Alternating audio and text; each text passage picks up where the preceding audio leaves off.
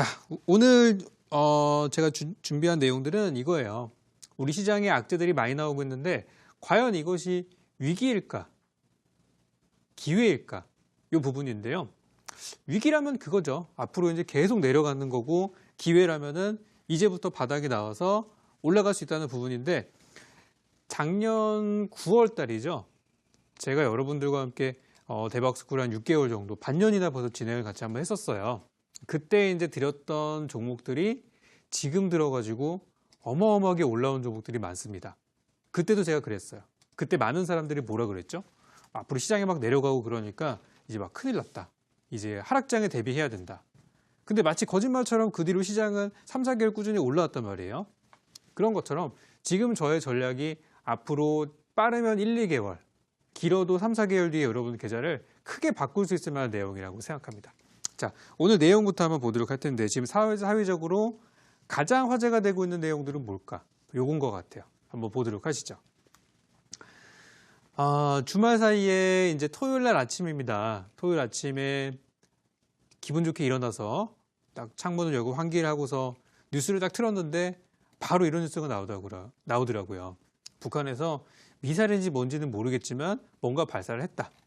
그래가지고 바로 이제 발칵 뒤집혔죠. 이게 뭐냐, 뭐를 쐈냐, 뭐 좋은 거다 나쁜 거다. 그리고 뭐 미국 트럼프도 그거에 대해서 막 노발대발하고 막 그랬던 연휴가 지나갔죠. 토일 월 쉬고 나서 화요일 오늘장 아침에 딱 개장을 했는데 많은 사람들이 이런 생각을 했을 거예요. 아, 오늘 뭐 관련된 남북 경협주라든지 이런 것도 전부 다 급락 나오고 방산주들은 전부 급등하겠구나. 이것은 과거의 학습 효과에 의해서 그렇게 생각하신 분들이 정말 많았을 텐데 막상 시장은 어떻게 됐죠? 단순히 그냥 빅텍 한 종목 올라갔다가 긴 장대 음봉으로 마무리가 됐고요. 오늘 아침에 하신 분들은 다 늦었다는 얘기예요. 남북 경협주 역시도 일부 종목들은 오늘 바닥에서 올라가는 만큼 그렇게 뭐 우리가 걱정할 만한 그런 부분들은 아니었던 것 같아요.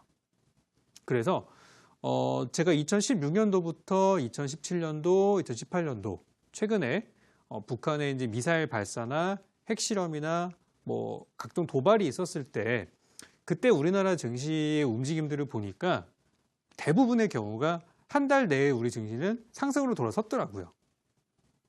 이거를 이제 잘 우리가 이용을 해보면은 이번에 있었던 이 굉장히 큰 이벤트 역시도 만약에 이게 평일날 있었으면은 조금 우리한테 충격이 있었을 수도 있었는데 휴일 동안에 또 많은 사람들이 옛날 것도 찾아봤을 거 아니에요.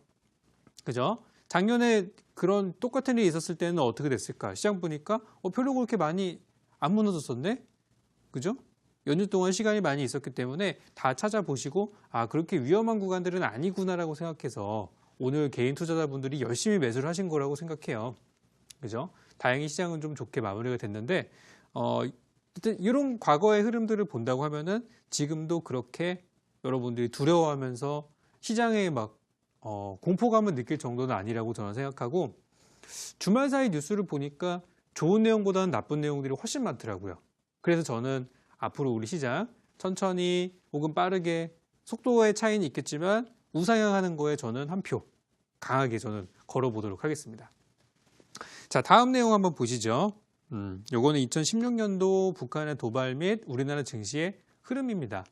2016년도에 우리나라 코스피 지수는 그렇게 좋은 흐름들은 아니었지만 연초 대비 연말에서는 올라갔어요. 여기 보시면은 2월 달부터 해가지고 꼭 저거는 뭐 북한뿐만 아니라 뭐 중국에서의 영향도 많이 받았던 한 해였기 때문에 뭐 이걸로 완전히 우리 시장이 막 영향을 받았다 보긴 힘들지만 우리나라 증시가 많이 하락했던 상태에서 북한의 도발 같은 것들은 오히려 반등의 그런 시그널이 됐었고 한 달 정도 상승하다 갑자기 고점에서 딱 터졌다. 그런 경우는 시장을 조금 약간 누르는 영향들이 있었어요. 하지만 증시 분위기는 그렇게 뭐 많이 영향을 받거나 그러지는 않았다는 거 살펴보니까 그죠? 다음 한번 보도록 하죠. 2017년도도 마찬가지예요. 2017년도는 장이 굉장히 좋았던 장입니다. 그죠? 연초부터 해서 그냥 연말까지 쭉 올라갔던 한 해였는데 이때도 보시면 잘 가던 증시가 이제 북한의 도발이나 리스크가 발생을 하니까 가지 못하고 약간 더뎌지는 흐름들. 요 시기예요. 5월 달부터 한 9월 달까지 거의 뭐 한 달에 한두 번씩 계속 뭐가 발사됐니 뭐니 하면서 막 그죠? 그 시기가 있었어요. 우리 증시 굉장히 정체기 가졌죠? 그죠? 그럼에도 불구하고 해소가 되자마자 시장은 올라갔어요. 이런 걸로 봤을 때 이제 많은 사람들이 이제 학습 효과도 생기고 내성이 좀 생겼어요. 오히려 우리나라가 아니라 외국에서 원래 이런 것들을 되게 두렵게 생각했잖아요. 작년만 하더라도 재작년만 하더라도 오히려 우리나라 사람들은 또 저러다 말겠지. 그래 뭐 이런 분위기였다면 해외 외신 같은 데서는 굉장히 막 공포감 있게 보도했던 것이 제가 생각이 나요. 근데 우리나라 사람들은 별로 신경 안 쓰잖아요. 이번에도 마찬가지로 내가 사는 집에 뭐 미사일이 날라올까 걱정하시는 분들은 안 계실 거예요. 그죠? 그냥 좀 시장 하락하니까 에이 짜증나네 그냥 이러고 그냥 치우시는 분들이 대부분이고 그럴 정도로 이제는 더 이상 우리 증시에 그렇게 막 큰 악재는 아니다라는 거예요. 그 부분들 보시면 되겠고 거기다가 이제 뭐 과거의 데이터들을 이제 우리가 쉽게 확인할 수 있잖아요. HTS만 열어도 저런 내용들이 그냥 막 쭉쭉쭉 나오는데 옛날에 이랬었지 하면서 이번에도 또 이렇게 무난하게 넘어갈 수 있었던 것이 아니었나 그 생각이 듭니다. 그래서 북한의 도발이나 이런 것들은 더 이상 우리 증시에 큰 악재, 우리 증시를 먼저 끌어내릴 만한 그런 악재는 아니다라고 보시면 될 것 같아요. 그래서 우리나라 지수 재작년에 저런 것도 있었지만 많이 올라갔었고 또 최근에 들리는 얘기를 제가 또 보자면은 외국에서 우리나라를 보는 그 시각이 되게 중요해요. 왜냐하면 외국인 투자자들이 우리나라 증시를 어떻게 생각하느냐. 거기 걔네들이 투자하는 방향을 우리가 알아야 될 거 아니에요. 그죠? 근데 외국인들이 어떤 얘기를 많이 하냐면은 외국계 언론에서 나온 얘기를 제가 발췌해서 설명드리자면 이제는 외국인 투자자들도 어떤 북한 리스크, 대북 리스크에 대해서는 그렇게 많이 이렇게 두려워하지 않고 있고 오히려 지배 구조를 더 안 좋은 리스크로 생각한다는 거예요. 그래서 최근에 정부에서 재벌 개혁한다고 막 들쑤시고 다니는 거 아실 거예요. 오히려 그런 거를 우리나라 증시가 더 좋아진다고 생각하는 거예요. 그러니까 외국인의 입장에서는 그런 뭐 재벌 구조나 지배 구조 같은 그런 순환 출자 구조 이런 것들이 해소되는 것이 대북 관련된 해소되는 것보다 더 좋은 호재로 인식한다는 거죠. 그래서 우리 시장은 더 이상 저런 악재 때문에 무너지는 그런 시장은 아니다. 예전보다 좀 더 체력이 단단해졌고 진짜 우리 영토에 폭격을 가해서 막 그런 분위기가 되지 않는 한 그냥 뭐 단순한 도발, 위협 이 정도 수준에서 그치지 않을까라고 저는 생각을 해봅니다. 자, 2018년도 한번 볼까요? 다음 화면 보도록 할게요. 2018년도에도 보시면은 조용했어요. 그죠? 이상하게도 굉장히 조용했습니다. 저 시기에는 북한과의 교류도 있었고요. 정상회담도 있었고 정말 좋은 것들이 많이 있었어요. 그럼에도 불구하고 시장은 내려갔죠. 이거는 뭐예요? 이것은 북한과의 관계가 우리나라 증시를 어떻게 막 뒤엎고 막 그렇게 할 만한 그 정도의 이벤트가 아니라 이것보다 더 큰 이벤트는 다른 데 있었다는 거예요. 그죠? 다른 데 있었다. 뭐 미중 무역 전쟁이라든지 여러 가지에서 우리가 이유를 찾아볼 수가 있죠. 그래서 작년 같은 경우는 이미 증시가 많이 하락한 뒤에 저 바닥 한 11월 달이었죠. 저쯤에서 이제 또 북한의 뭐 도발 그리고 군사 훈련 이런 것들이 진행이 됐었는데 뭐 그 뒤로 우리나라 증시는 그냥 별다른 반응 없이 바닥을 만들고 현재 우리나라 증시 어디까지 올라왔어요?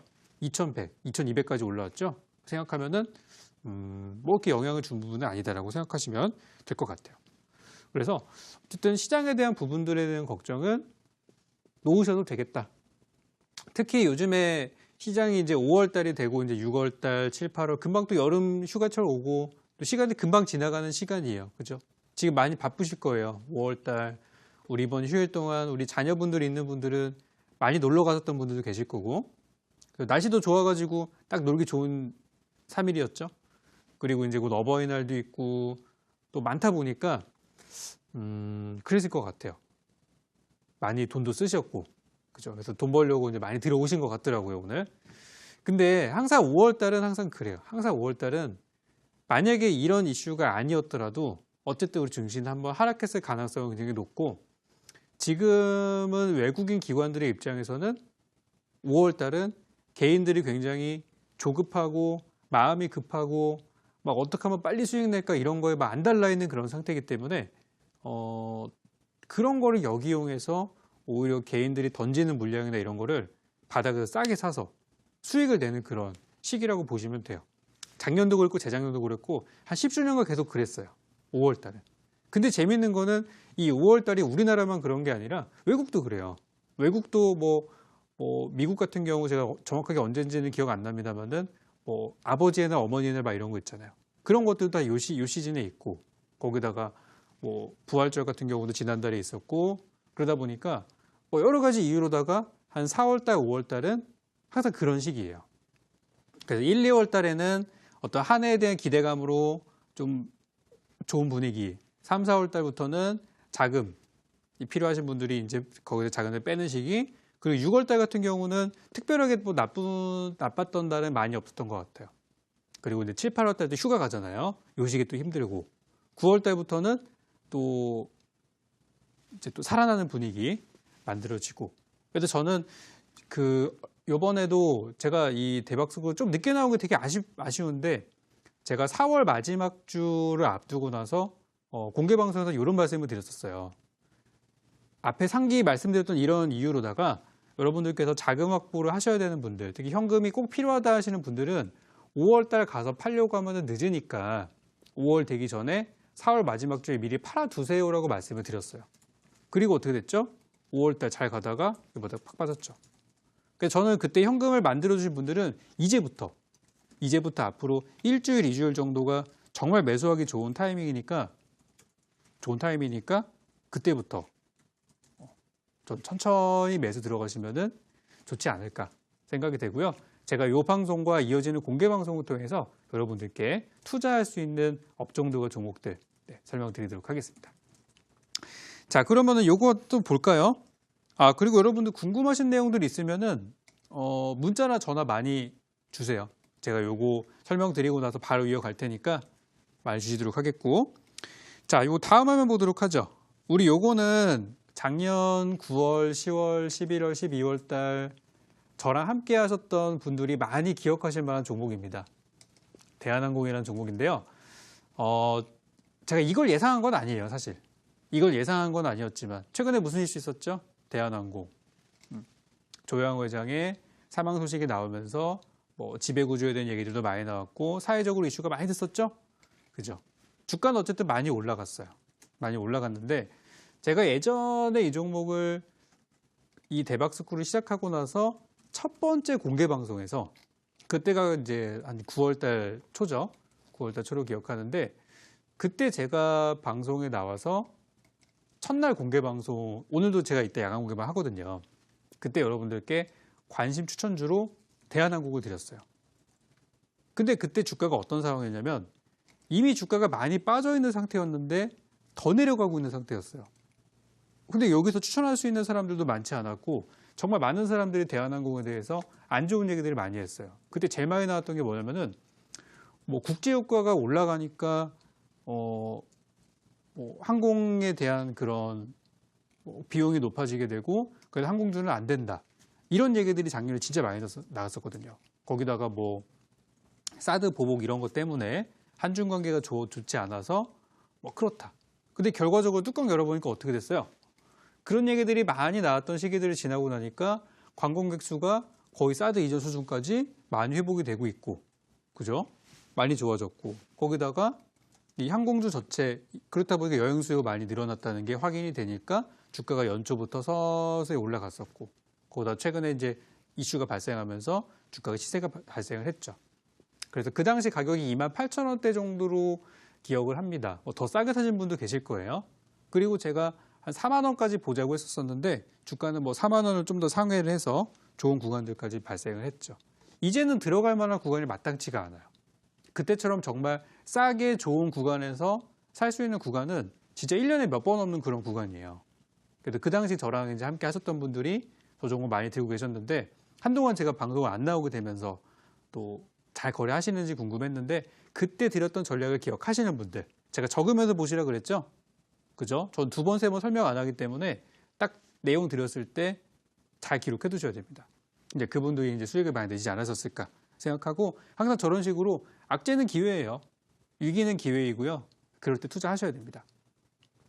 전설적인 투자자인 존 템플턴이나 워렌 버핏이나 이런 사람들도 그분들의 어떤 생애를 쭉 살펴보면은 막 정말 위기였을 때, 뭐 전쟁이 일어났다던가 세계 공황이 왔다던가, 뭐 좀 더 땡겨 보면은 9.12 테러가 일어났을 때, 그리고 IMF가 터졌을 때, 이럴 때 투자들을 많이 해서 성공했던 그런 케이스들이 많이 있었어요. 그래서 여러분들도 이제는 누구나 다 아는 호재들 그냥 따라 붙어가지고 거기서 막 고생하지 마시고 저랑 같이 바닥에서 또 재료들이 있는 종목들을 선취매하는 그런 것들 많이 해봤으면 좋겠어요. 그래서 대한항공 때 거래하셨던 분들 전부 축하드리고 또 제가 제2의 대한항공이 될 만한 종목들을 많이 준비를 해왔습니다. 하나씩 풀어드리도록 하죠. 자, 다음 한번 보도록 할게요. 이 종목도 우리 작년에 저랑 함께 하셨던 분들이 또 많이 거래하셨던 종목입니다. 호텔신라라는 종목이었고요. 호텔신라 마찬가지로 대한항공이랑 똑같은 재료였어요. 중국 소비주 관광객 많이 들어오면은 많이 올라갈 거다. 그리고 지금 주가는 8만 원대에서 제가 드렸는데 7만 원까지 내려왔어요.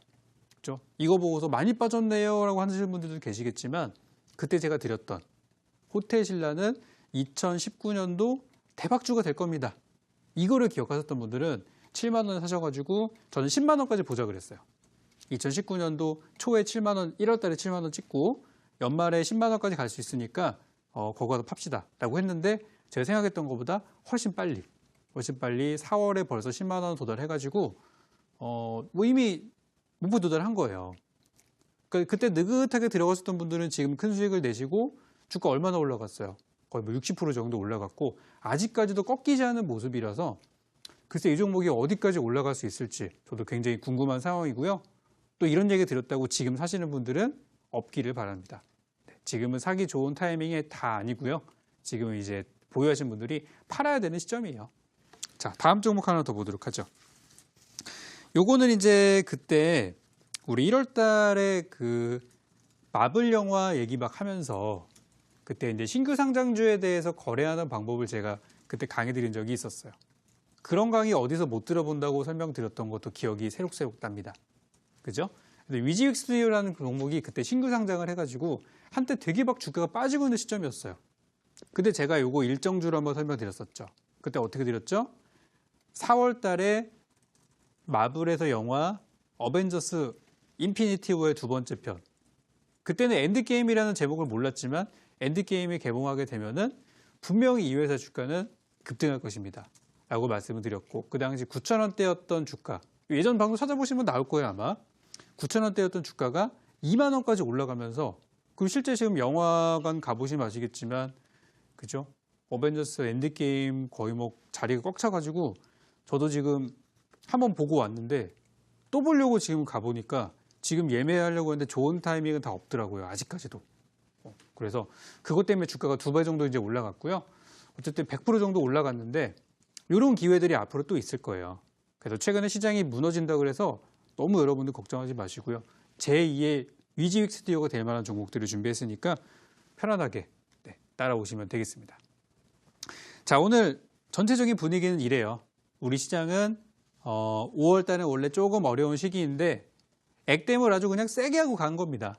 대외적으로 북한, 미국 또 그죠? 중국 증시 아주 그냥 삼박자가 그냥 전부 터져버리면서 우리나라 증시 호되게 처음에 맞고 시작하는 모습들인데 5월 달에 어차피 한 번 정도 조정을 줄 거라면 이런 식으로 그냥 악재들이 한 번에 나와서 한번 빼고 시작하는 것도 나쁘지 않다 생각하고요. 지금부터 시작이니까 이번에 올 초 저랑 같이 하셨던 종목들이야 다 잘 됐겠지만 만약에 조금 제가 없는 시간 동안에 수익을 많이 못 내셨던 분들이라면 지금부터 좋은 종목도 잡을 수 있게 제가 도와드리도록 하죠. 시장에 대한 걱정하지 마세요.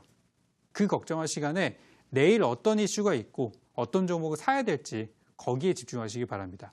제가 참고로 대한항공이나 호텔신라나 위지윅 스튜디오 같은 종목들을 수익 낼 수 있었던 이유는 이 종목의 일정이 언제 나오는지를 저는 알았기 때문이에요. 어벤져스 엔드게임이 언제 개봉할지 뭐 그때 다 이미 나왔었잖아요. 4월 달에 아니면 5월 달에 나온다. 저는 그거에 투자했을 뿐입니다. 주가가 바닥일 때 그런 호재를 보고 투자하시면 된다는 거예요. 그래서 그 부분들 꼭 기억하시고 제가 오늘 공개 방송도 진행을 할 텐데요. 이 방송 끝나고 나서 11시 반에 또 공개 방송 진행하는데 오늘이 화요일이잖아요. 내일 수, 목, 금 요 3일 동안에 시장이 어떻게 될지 몰라요, 사실은. 그죠? 9일 날하고 10일 날에는 미중 무역 협상도 있고 굉장히 불확실한 시장이 될 거라고 생각하는데 항상 제가 말씀드리는 게 불확실한 시장에서는 확실한 재료에 투자해라. 8, 90, 요 3일 동안에 정부에서 어떤 일정이 나오는 거를 알 수 있다면, 그죠?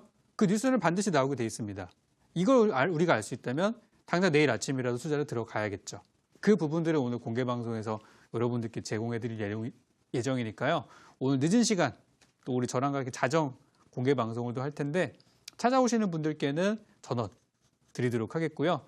많은 분들께 자리가 있지는 않기 때문에 오늘 오시는 분들 오랜만에 제가 복귀한 날이기 때문에 좋은 종목과 함께 정보들 풀어드리고 가도록 하겠습니다.